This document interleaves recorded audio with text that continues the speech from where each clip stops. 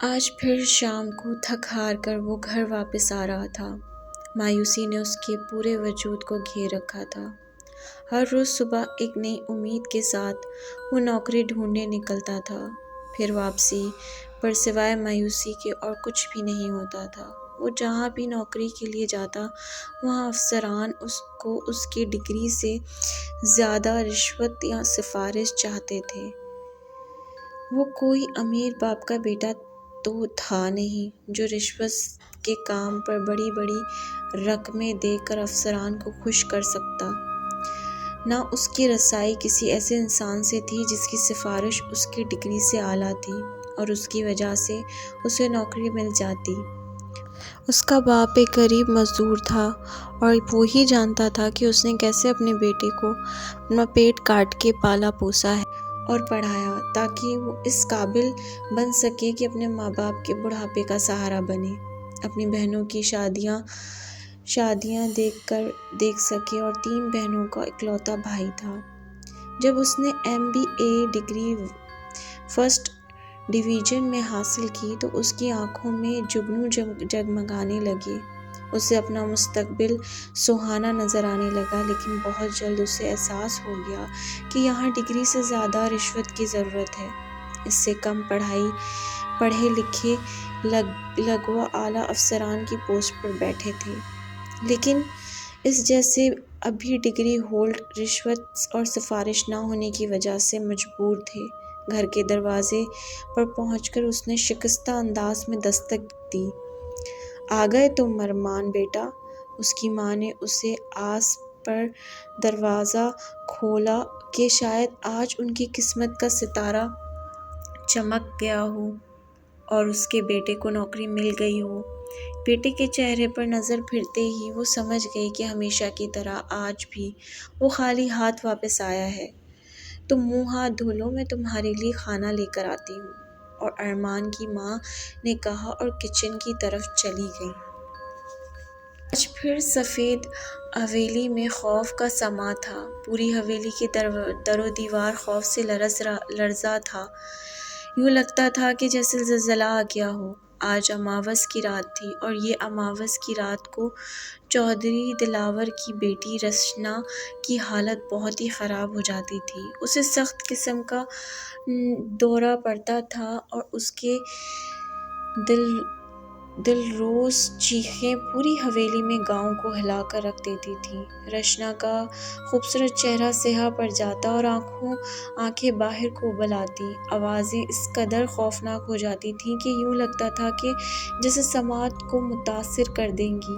اس حالت میں رچنا کو سنبھالنا بہت ہی مشکل ہو جاتا تھا اور اماوس کی رات سے پہلے ہی اسے رسیوں سے جکڑ دیا جاتا تھا۔ چودھری دلاور اپنی بیٹی کی یہ حالت دیکھ کر رو پڑا تھا۔ رچنا اس کی اکلوتی بیٹی تھی، لیکن اپنی بیٹی کو تڑپتے دیکھنے کے سوا کچھ نہیں کر سکتا تھا۔ "چودھری صاحب، آپ کچھ کریں، دیکھیں رچنا کی حالت آج پھر کتنی خراب ہو گئی ہے"، رچنا کی ماں نے روتے ہوئے کہا۔ "بیٹی، اتنی خراب حالت اس سے نہیں دیکھی جاتی"۔ ابھی شاید تڑپ رہی تھی کہ جیسے اس کے وجود پر کوئی چڑیا چلا رہا ہو۔ رچنا کے حلق سے عجیب غیر انسانی آواز نکل رہی تھی۔ اس کو دیکھ کر کوئی یہ نہیں سوچ سکتا تھا کہ سچ ہوتے ہی یہ تڑپتی ہوئی لڑکی ایسے ٹھیک ہو جائے گی جیسے کچھ ہوا ہی نہیں ہو۔ آج سے تقریباً 3 سال پہلے رچنا بھی ایک عام لڑکی کی طرح زندگی بسر کر رہی تھی اور اپنی زندگی میں بہت ہی خوش تھی، لیکن اس ایک رات کے بعد اس کی زندگی تباہ ہو کر رہ گئی۔ جب رچنا کی حالت ٹھیک ہوئی تو وہ سوچتی کہ کاش اس رات وہ گھر میں ندی کے پاس نہ جاتی تو ایسا کبھی نہ ہوتا۔ "ارمان یار، کیا بات ہے؟ تو اتنا پریشان کیوں ہے؟" اسے پریشان دیکھ کر ولید نے پوچھا۔ یار میں پریشان کیوں نہ ہوں، آج 3 ماہ ہو گئے ہیں نوکری ڈھونڈتے ہوئے لیکن ابھی تک نہیں ملی۔ گھر میں تین جوان بہنیں ہیں، ان کی شادیاں نہیں ہو رہی ہیں۔ ہر رشتے کے لیے آنے والے اس سے آس پر آتے ہیں کہ جہیز کتنا ملے گا، مگر ہمارے گھر کی در و دیوار سے ٹپکتی ہوئی غربت دیکھ کر واپس چلے جاتے ہیں، کیونکہ انہیں میری بہنوں سے نہیں جہیز سے مطلب ہے جو انہیں ملتا دکھائی نہیں دیتا، تو دروازے سے واپس پلٹ جاتے ہیں۔ اپنی بہنوں کی آنکھوں میں چھپے درد کو میں نہیں دیکھ سکتا۔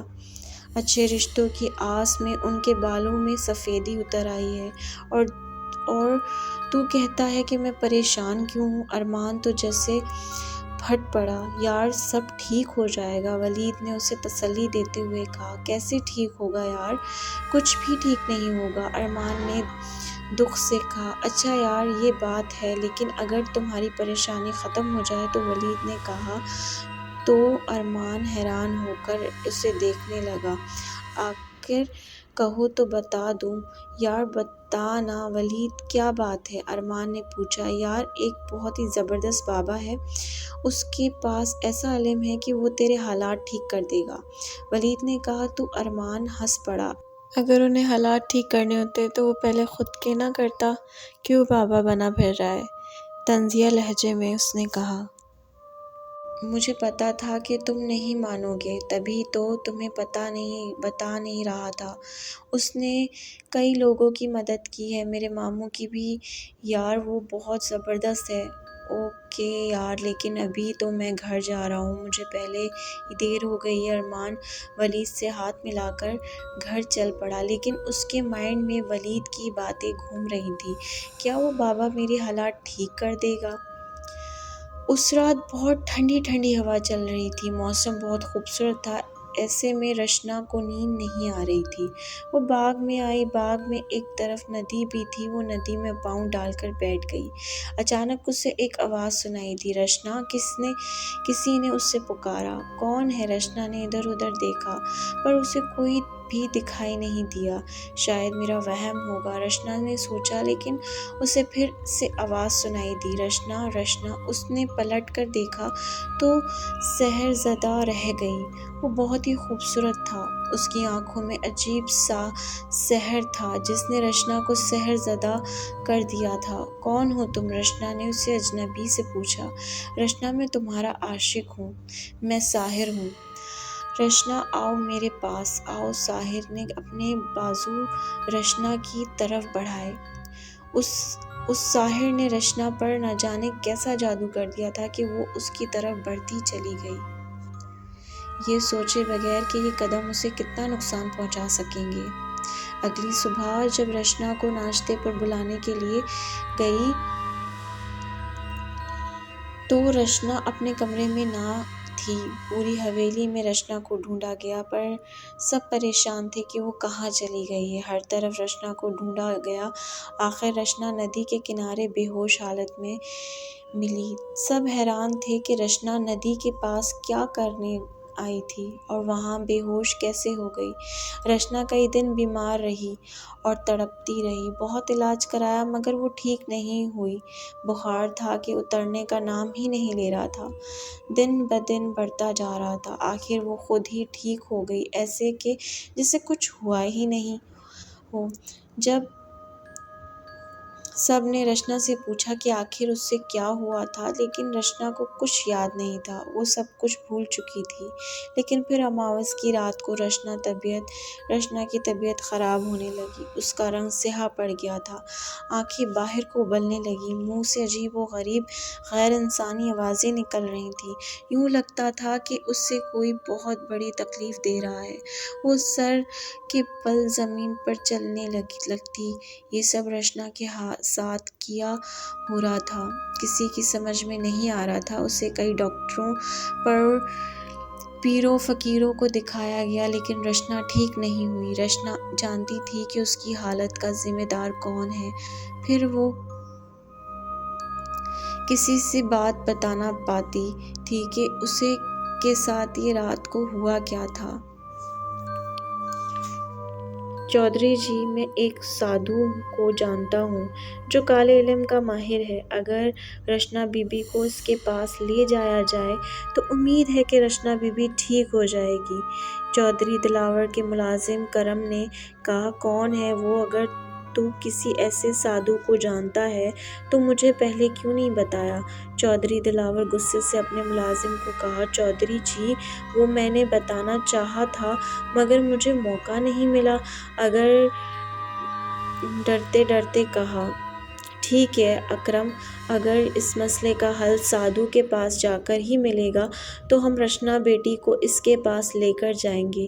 یہ بات چودھری دلاور نے تو کہہ دیا، لیکن کاش وہ جان پاتا کہ تمام مسائل کا حل صرف ایک ہی ذات کے پاس ہے اور وہ صرف خدا کی ذات ہے۔ بے شک اگلے دن وہ رچنا کو اس سادھو کے پاس لے کر گئے۔ سادھو نے رچنا کو دیکھا تو چونک پڑا۔ مجھے اور اس چھوری کو اس کمرے میں اکیلا چھوڑ دیں، سادھو نے کہا۔ پہلے تو چودھری دلاور ہچکچایا لیکن پھر وہ کمرے سے باہر چلا گیا۔ تھوڑی دیر بعد جب چودھری دلاور کمرے میں واپس گیا تو رچنا ایک طرف بے ہوش پڑی ہوئی تھی اور سادھو کی آنکھوں میں تو جیسے خون ٹہک رہا تھا۔ اس کی آنکھیں بہت زیادہ سرخ ہو رہی تھیں۔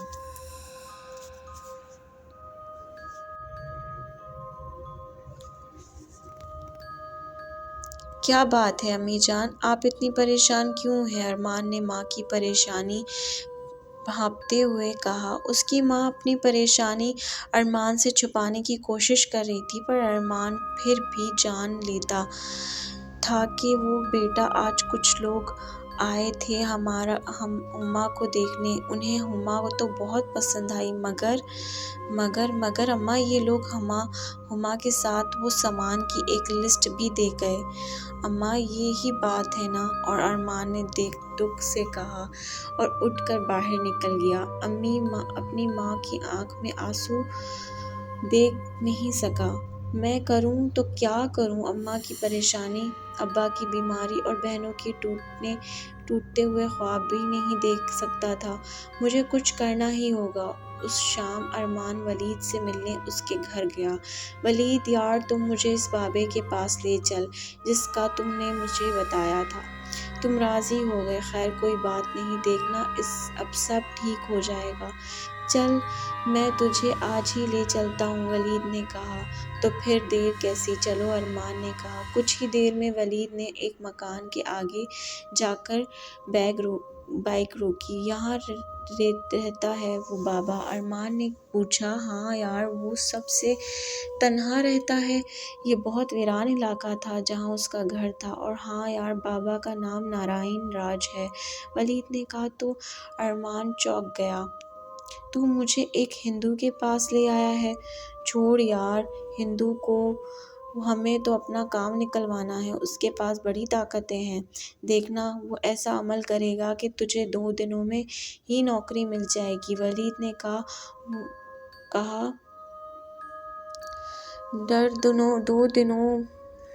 دو دنوں گھر کے اندر داخل ہو گئے۔ یہ کیا ہوا ہے نارائن بابا؟ میری بیٹی بے ہوش کیوں ہو گئی ہے؟ چودھری نے پریشان ہو کر پوچھا۔ چودھری، تیری بیٹی پر جن کا سایہ ہے، اور وہ بھی کوئی عام جن نہیں ہے، جنوں کا شہنشاہ جنات کا سایہ ہے۔ یہ آپ کیا کہہ رہے ہیں سادھو جی؟ ایسا ہی کیسے ہو سکتا ہے؟ یہ سن کر چودھری ساخت ہو رہ گیا۔ اس نے تمہاری بیٹی کو اماوس کی رات ندی کے کنارے دیکھا تھا، تب سے تمہاری بیٹی پر عاشق ہو گیا، سادھو نے کہا، اور یہ ہر اماوس کی رات تمہاری بیٹی کے پاس آتا ہے، لیکن جب وہ دیکھتا ہے کہ اس کے پاس لوگ ہی ہیں تو وہ اس کو اذیت دیتا ہے۔ اب کیا ہوگا؟ چودھری نے پریشانی سے کہا۔ میری بیٹی کیسے ٹھیک ہوگی؟ شہنشاہ جنات بہت طاقتور ہے، اس سے پیچھا چھڑوانا کوئی آسان کام نہیں ہے۔ بس اس کا ایک ہی حل ہے، اور وہ یہ ہے کہ بہت خطرناک، سادھو نے کہا۔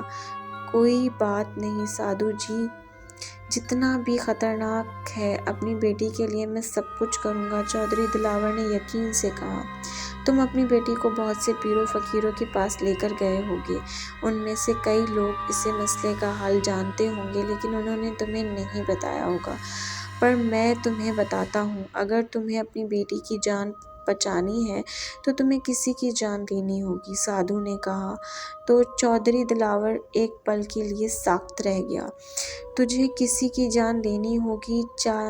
چاند کی پہلی تاریخ کو ایک خاص وقت میں ایک لڑکے کی پیدائش ہوئی ہے۔ اس لڑکے سے اگر تمہاری بیٹی کی شادی کر دی جائے تو تمہاری بیٹی ٹھیک ہو سکتی ہے، کیونکہ اس لڑکے میں ایک ایسی طاقت ہے جس پر کوئی جادو، کوئی طاقت اثر نہیں کر سکتی۔ جب تم لڑکے کا ملاپ تمہاری بیٹی سے ہوگا تو وہ طاقت تمہاری بیٹی میں چلی آئے گی، پھر شہنشاہ جنات تمہاری بیٹی پر اثر انداز نہیں ہو سکے گا۔ لیکن شاید شہنشاہ جنات بھی یہ بات جانتا تھا، تبھی اس نے تمہاری بیٹی میں زہر بھر دیا ہے۔ اب جو بھی اس سے شادی کرے گا وہ مر جائے گا۔ چودھری دلاور یہ ساری باتیں سن کر لرز اٹھا، لیکن اگلے ہی لمحے وہ بولا، میں راضی ہوں، پر بتائیں تو اس لڑکے کی نشانی کیا ہے؟ اس لڑکے کی نشانی اس کے دائیں پاؤں پر آدھے چاند کا نشان ہے، بس وہی لڑکا تمہاری بیٹی کو بچا سکتا ہے۔ سادھو نے مسکراتے ہوئے کہا، وہ تو کالے جادو کا ماہر تھا، اپنی طاقت سے وہ یہ سب کو جان گیا، پر کاش یہ بھی جان جاتا کہ بچانے اور زندگی دینے والی ذات اللہ کی ہے۔ ولید اور ارمان اس مکان میں داخل ہوئے تو انہیں ایک آدمی اپنی طرف آتا ہوا دکھائی دیا۔ آؤ آؤ، سادھو کو تم لوگوں کا ہی انتظار تھا، اس آدمی نے کہا۔ دونوں حیران رہ گئے۔ سادھو جی کو کیسے پتا کہ ہم آ رہے ہیں؟ ارمان نے حیران ہو کے کہا۔ سادھو جی کو سب پتا ہے، اس آدمی نے کہا اور انہیں لے کر ایک طرف چل پڑا۔ دیکھا، میں نے کہا تھا نا کہ بڑا پہنچا ہوا ہے، سادھو ولید نے کہا تو ارمان مسکرا دیا۔ وہ دونوں اس وقت سادھو کے سامنے بیٹھے تھے۔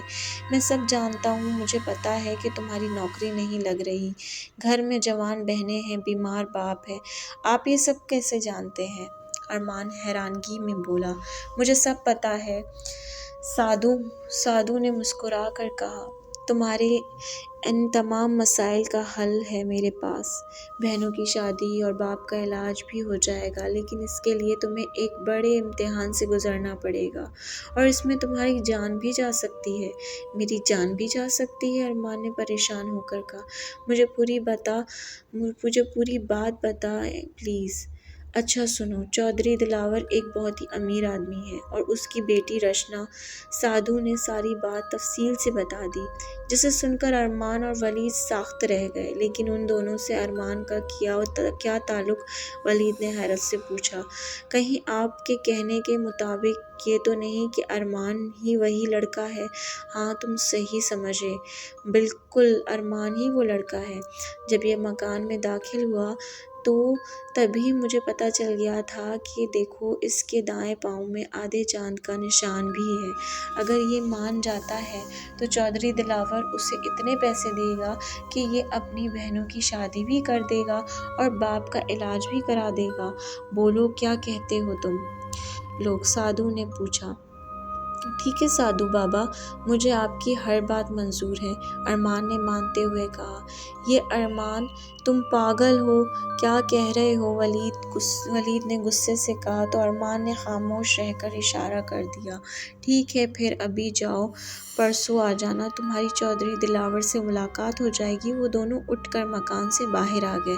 باہر آ کر ولید سے چپ نہیں رہا گیا۔ اور ارمان، تم کیا کرنے جا رہے ہو؟ تو کیا کروں میں؟ تمہیں ایسا کچھ نہیں کرنے دوں گا، میں ماں جی سے بات کروں گا، تمہاری جان کو یوں ضائع نہیں ہونے دوں گا، ولید نے غصہ اور دکھ سے کہا۔ پلیز ولید، یہ صرف میری بہنیں میری نہیں، اس لڑکی کی بھی حالت ہے، پتہ نہیں وہ جن اس کو کتنی اذیت دیتا ہوگا، اور پلیز مجھ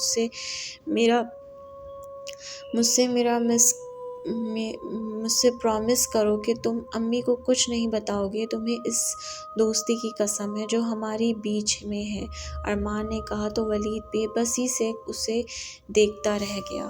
سادھو جی، آپ نے مجھے بلایا تھا؟ چودھری دلاور نے سادھو کے پاس حاضر ہو کر کہا۔ ہاں چودھری، تمہارا کام ہو گیا ہے۔ وہ لڑکا مجھے مل گیا ہے جو اگر تمہاری بیٹی سے شادی کرے گا تو تمہاری بیٹی شہنشاہ جنات سے چھٹکارا پا سکتی ہے۔ پھر تمہیں اس لڑکے کو رقم دینا ہوگی۔ آپ فکر نہ کریں سادھو جی، میں ہر قیمت دوں گا اپنی بیٹی کو بچانے کے لیے۔ سادھو نے ارمان کو بھی بلایا تھا، اسی لیے تھوڑی دیر میں ارمان بھی وہاں آ گیا۔ چودھری نے ارمان کی طرف دیکھا۔ وہ ایک اچھا خاصا خوبرو نوجوان لڑکا تھا۔ ایک پل کے لیے اسے پریشانی ہوئی کہ وہ کیا کرنے لگا ہے، پر اگلے پل اپنی بیٹی کی محبت غالب آ گئی۔ میں چاہتا ہوں کہ تم شادی سے پہلے رشنا سے مل لو اور تمہیں جتنے پیسے چاہیے وہ میں تمہیں دے دوں گا۔ آج چاند کی 3 تاریخ ہے، اگلے ماہ چاند کی 1 کو تمہاری رشنا کی شادی ہو جائے گی اور بالکل سادگی میں ہوگی۔ کسی کو کچھ پتہ نہیں ہوگا۔ ٹھیک ہے چودھری جی، مجھے منظور ہے۔ پھر بھی مجھے تھوڑا سا ٹائم دیں تاکہ اس دوران میں اپنی بہنوں کی شادی بھی کر لوں گا، تبھی مجھے سکون کی موت آئے گی۔ ارمان نے کہا تو چودھری رنجیدہ ہو گیا۔ وہ لڑکا اپنی بہنوں کی خاطر اپنی جان دینے کو تیار تھا۔ بطول جاؤ، رشنا بیٹی کو بلا کر لاؤ، چودھری دلاور نے اپنی ملازمہ بطول سے کہا۔ اچھا چودھری جی، وہ چلی گئی۔ دیکھو ارمان، ہم نے رشنا کو یہ تو بتا دیا ہے کہ تمہاری اس سے شادی ہم نے کرنے لگے ہیں، پر اب اسے معلوم نہیں ہے کہ اس شادی کے بعد تمہاری موت واقع ہو سکتی ہے۔ تم اس کو ایسا کچھ مت بتانا۔ ٹھیک ہے چودھری جی، جیسا آپ کہیں گے ایسا ہی ہوگا، اور اگر میری بہنوں کی شادی کا مسئلہ نہ ہوتا تو میں کبھی بھی اس کام کے لیے تیار نہیں ہوتا۔ ارمان کی آنکھوں میں آنسو آ گئے تو چودھری دلاور نے اسے گلے سے لگایا۔ آؤ آؤ رشنا بیٹی آؤ، چودھری دلاور نے رشنا کو دیکھ کر کہا۔ اسے ملوایا۔ ارمان، یہ ہے وہی لڑکا جس سے تمہاری شادی ہم کروانے جا رہے ہیں۔ السلام علیکم، رشنا نے مسکراتے ہوئے کہا تو ارمان اسے دیکھتا رہ گیا۔ وہ واقعی بہت ہی خوبصورت تھی۔ اس 1 ماہ میں ارمان نے اپنی بڑی دونوں بہنوں کی شادی کر دی۔ ارمان کی ماں حیران تھی کہ اس کے پاس اتنے پیسے کہاں سے آئے۔ وہ جب بھی ارمان سے پوچھتی تو وہ کہتا، ماں، میں نے اپنے دوست کے ساتھ مل کر کاروبار شروع کیا ہے۔ وہ باہر کے ملک سے پیسہ لگاتا ہے اور ادھر میں کاروبار سنبھالتا ہوں۔ وہ ماں کو اصل بات بتا کر موت سے پہلے نہیں مارنا چاہتا تھا۔ آخر وہ دن بھی آ گیا جس دن ارمان اور رشنا کی شادی تھی۔ چاند کی 1 تاریخ تھی۔ ارمان رشنا کے کمرے کی طرف بڑھا جہاں وہ اس کے منتظر تھی۔ وہ جانتا تھا کہ وہ خوبصورت دلہن اس کی موت تھی۔ اس معصوم کو آج کی رات اذیت سے ہمیشہ ہمیشہ کے لیے چھٹکارا مل جائے گا۔ ارمان نے مسکراتے ہوئے رشنا کا ہاتھ تھاما۔ رشنا، آج ہماری ملن کی رات ہے اور آج کے بعد تمہیں کوئی تکلیف نہیں دے سکے گا۔ ارمان نے کہا، آج کے بعد ہماری محبت امر ہو جائے گی۔ لیکن رشنا کو کیا پتا تھا کہ آج ہمارے ملن کی آخری رات اور پہلی رات ہے۔ ارمان تو یہ سوچ رہا تھا لیکن اوپر والے نے کچھ اور ہی سوچ رکھا تھا۔ اگلے دن چودھری دلاور اور اس کی بیوی زرینہ بیگم رشنا کے کمرے میں گئے۔ جب وہ کمرے میں داخل ہوئے تو اندر کے منظر نے انہیں ساخت کر دیا۔ جاؤ نورین، ارمان کو بلا کر لاؤ، کمرے سے آ کر ناشتہ کریں۔ کل سارا دن یہ لڑکا گھر سے باہر رہا ہے، رات کو آ گیا ہوگا۔ ویسے بھی ارمان رات کو باہر نہیں رہتا تھا۔ ارمان کی ماں شاہدہ نے اپنی بیٹی نورین سے کہا۔ وہ ارمان کے کمرے میں گئی اور ارمان کمرے میں نہیں تھا۔ ہاں، اس کے بیڈ کی ایک طرف ایک لیٹر پڑا ہوا تھا۔ نورین نے وہ لیٹر اٹھا لیا اور کمرے سے باہر آ گئی۔ ماں، ارمان تو کمرے میں نہیں ہے، لیکن اس کے کمرے میں یہ لیٹر ملا ہے۔ تو پڑھو اسے کیا لکھا ہے۔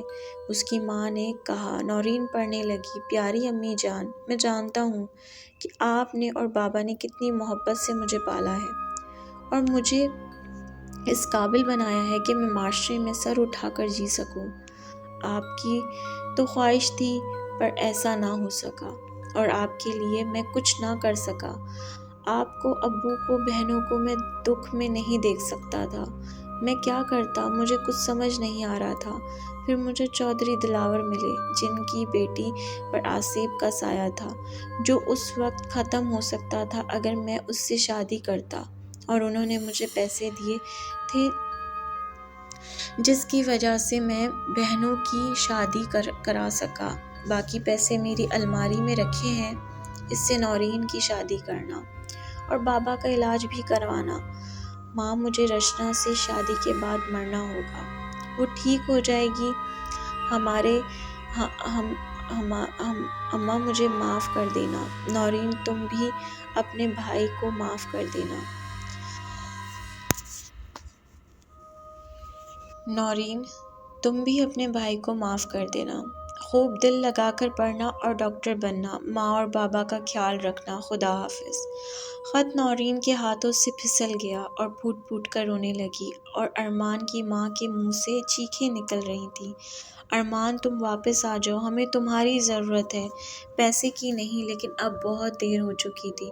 وہ بہت دور جا چکا تھا جہاں سے کوئی بھی واپس نہیں آتا۔ ارمان کا بیمار باپ ایک طرف ساخت ہو گیا۔ اس نے اپنی تمام عمر کی جمع پونجی آج لٹا دی تھی۔ وہ خالی ہاتھ رہ گیا۔ کمرے میں بہت ہی خوفناک منظر تھا۔ کمرے میں خون بکھرا ہوا تھا، وہ خون کے پیٹ سے نکل رہا تھا۔ ایک طرف ارمان کی لاش پڑی ہوئی تھی اور زرینہ بیگم رچنا کو جھنجھوڑتے ہوئے بولی، یہ تم نے کیا کر دیا رچنا، کیوں ایسا کیا؟ تبھی اس کی نظر اس خط پر پڑی جو رچنا کے سر کی طرف پڑا ہوا تھا۔ زرینہ نے وہ خط اٹھا لیا اور پڑھنے لگی۔ بابا جان اور امی جان، میں جانتی ہوں کہ آپ مجھ سے کتنا پیار کرتے ہیں اور مجھے اس تکلیف سے بچانے کے لیے آپ کچھ بھی کر سکتے ہیں اور کسی کی جان بھی لے سکتے ہیں میرے لیے۔ ہاں بابا جان، ارمان مرنے سے پہلے مجھے سب کہہ دیا تھا۔ اس نے وعدہ خلافی نہیں کی۔ لیکن بابا، غلطی میری تھی۔ میں وہاں ندی کے کنارے گئی تھی اور میں ارمان سے بہت پیار کرنے لگی ہوں۔ نہیں چاہتی تھی کہ میری غلطی کی سزا اسے ملے، لیکن وہ میری خاطر اپنی جان دینے پر تیار ہو گیا۔ میرے لیے، اپنی بہنوں کے لیے وہ پیسے لے کر بھاگ بھی سکتا تھا، پر اس نے ایسا کچھ نہیں کیا۔ آپ نے یہ نہیں سوچا کہ ارمان کے بعد اس کی بہنوں کا کیا ہوگا؟ بابا، اس لیے میں نے بھی فیصلہ کیا ہے کہ ارمان کے بعد میں بھی اپنی جان دینے لگی ہوں، کیونکہ اس کے بغیر میں نہیں جی پاؤں گی۔ مجھے معاف کرنا بابا جان، اب کوئی شہنشاہ جنات ہمارا کچھ نہیں بگاڑ سکے گا۔ چودھری دلاور کا دل بند ہو گیا۔ وہ دل پر ہاتھ رکھ کر زمین پر بیٹھتا چلاتا گیا۔ اپنی بیٹی کو بچانے کے لیے اس نے کیا کچھ نہیں کیا، پر ہوتا وہی ہے جو منظور خدا ہوتا ہے، چاہے انسان کتنا بھی کچھ کیوں نہ پلان بنا لے۔ کمرے میں صرف زرینہ بیگم کی چیخیں تھیں اور سب کچھ ختم ہو چکا تھا۔ قارئین کرام، کیسی لگی یہ کہانی؟ پسند آئے تو اپنی رائے سے نوازیے گا، نہ آئے تب بھی بتائیے گا۔ مجھے شدت سے انتظار رہے گا تاکہ میں آئندہ بھی اور بھی کہانیاں آپ لوگوں کو سنا سکوں۔